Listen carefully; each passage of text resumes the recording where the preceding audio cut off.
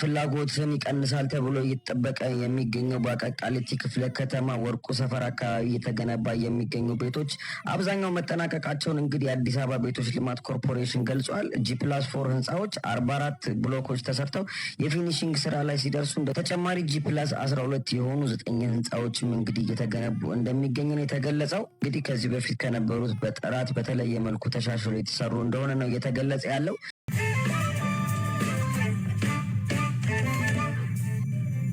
ሰላም ወደ ቻናላችን ቤተሰቦች እንደምን አላችሁ? ዛሬ ደግሞ ተመልሰን መተናል ወደ እናንተ።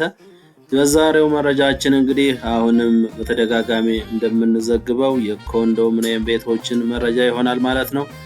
ባለፈው ሳምንታት እንደተላለፈው በአዲሱ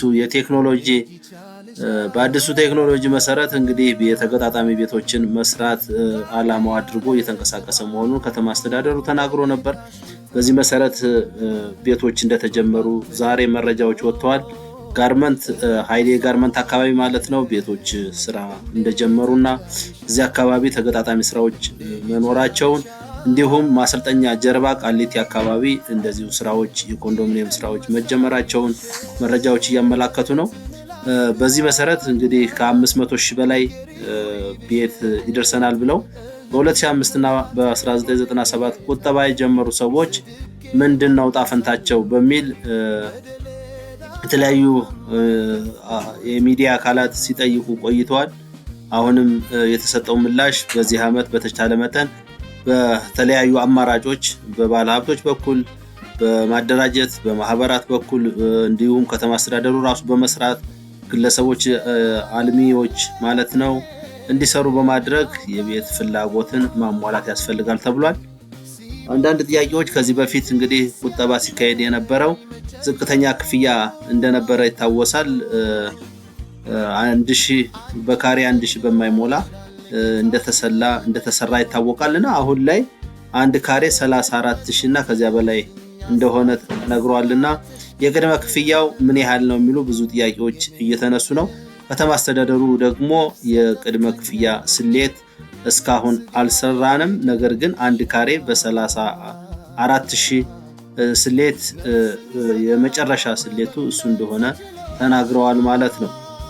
እንግዲህ ውድ ቻናላችን ቤተሰቦች በዚህ የቤት ልማት ፕሮግራም ብዙ ቤቶች እየተገነቡ ነው ቢልም መንግስት ከባለፉት መንግስታት አንፃር ሲታይ ግን ለ7 ዓመታት ያህል የኮንዶሚኒየም ቤቶች ግንባታ ቆሞ እንደነበርና አሁን እንግዲህ ምርጫ ስለደረሰ ለሱ እንቅስቃሴ ቤቶች የመገንባት ስራ ሚዲያ ላይ የማሳየት ስራ እንደተጀመረ የፖለቲካ ተቃዋሚ ፓርቲዎችና አንዳንድ ግለሰቦች ሐሳባቸውን እያጋሩን ነው። እውነትም እንደዚህ አይነት የሚመስል ነው። 7 ዓመት ሙሉ ከዚህ በፊት የተሰሩትን ለአመራር አባላትና ለሌሎችም ለመንግስት ቅርብ የሆኑ ግለሰቦች ሲሰጣቸው እንደነበር የሚታወስ ነው። በዚህ መሰረት አሁን ምን አዲስ ነገር በ6 ወር ውስጥ ተሰርቶ እውነት ለ500,000 ነዋሪዎች ቤት ይደርሳሉ የሚለው አሁንም ጥያቄ ሆኖ ቀጥሏል።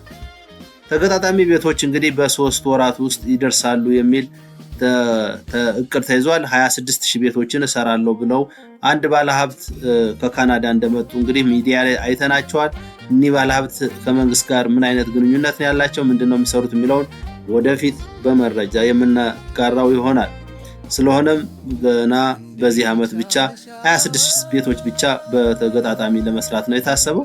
ሌሎች ስራዎች ወይም ሌሎች የኮንዶሚኒየም ስራዎች ደግሞ ራሱ መንግስት አልሚዎች እና ማህበራት በጋራ እንደሚሰሩ ነው እንግዲህ የቤቶች ልማት የተናገሩት።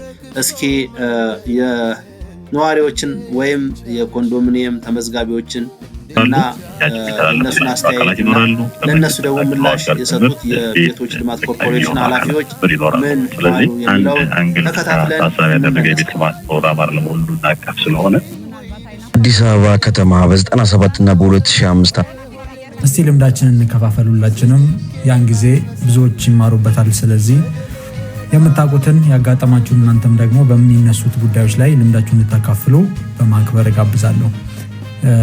ዛሬ እንግዲህ በተከታታይ ሰሞኑን እየተነገረ ስላለው ስለዚህ ስለ 40/60/20/80 ቤቶች ወደ 368,000 ብር ስለሚገባ ለባለ አንድ ጥያቄ ነው። ያ 2005 ዳግም ምዝገባ ከተደረገ ጊዜ ጀምሮ የ97ም አዲስ ተመዝጋቢ ቁጠባ እየቆጠቡ ቤት ዕጣ ያልወጣላቸው ያልደረሳቸው ሰዎች አሉ።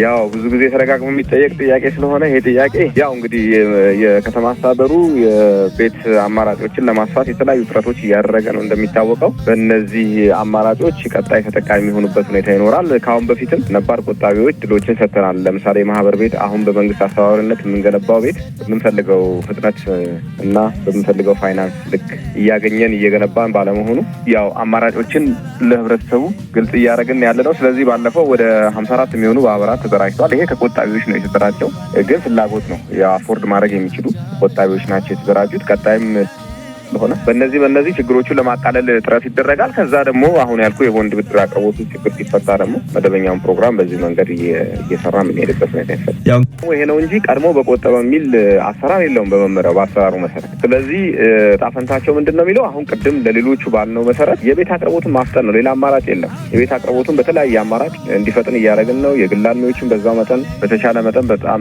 ድሎች እየተከፈቱ ነው። የ70/30 ፕሮግራም ቅድም እንዳልኩ ነው። የኪራይ ቤት የመገንባት ስራም እንደዚሁ የማህበራት ቤቶች ቤት አቅርቦቱ ላይ አይነተኛ የሆነ ለውጥ ማምጣት የሚቻልበትን እድል ለመፍጠር ከተማ አስተዳደሩ የሚችለውን ያህል እያደረገ ነው። አሁንም ጥረታችን እየቀጠለ ነው ያለው። በእርግጠኝነት እነዚህ በሂደት የሚፈቱ ችግሮች ናቸው ብዬ አስባለሁ። መልካም። አቶ ሽመልስ ታምራት የአዲስ አበባ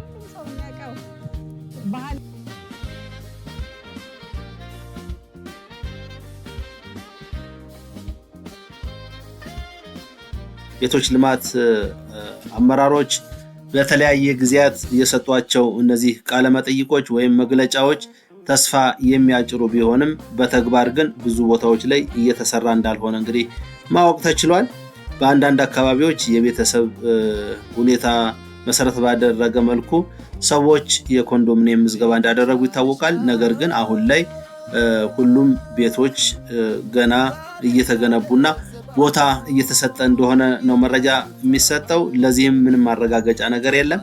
ከተማ አስተዳደሩ ግን ለሁሉም የቤት ተጠቃሚዎች በሚችሉት የቤት ልማት ሞዳሊቲ ገብተው መጠቀም ይችላሉ።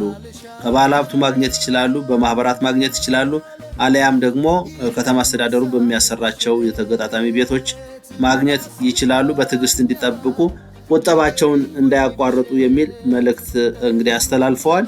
በዚህ መሰረት ከተማ አስተዳደሩ የተሻሉ ለነዋሪዎች የቤት ግንባታ ወይም የቤት አቅርቦት ይኖረዋል ተብሎ ይታሰባል። እንግዲህ በዚህ ዓመት ምርጫም ስለሆነ ከዚህ በፊት እንደለመድነው ትሬንዳችንም እንደ ሀገር ምርጫ ሲደርስ ብዙ ነገሮች የመሰረት ድንጋይ ይጣላልና የመሰረት ድንጋይ ብቻ ሆኖ እንዳይቀር ነዋሪዎች ስጋት እንዳላቸው ተናግረዋል። በዚህ መሰረት መንግስት ምላሹን ሰጥቷል ማለት ነው። ለዛሬው የነበረን የቤቶች ልማትና ከቆጣቢዎችና ከመንግስት የተሰጡ አቅጣጫዎችን መሰረት አድርገን ወደ እናንተ ያቀረብነው መረጃ ይህንን ይመስል ነበር። በሌላ ፕሮግራም በሌላ ጊዜ እስከምንገናኝ ቸር ሰንብቱ።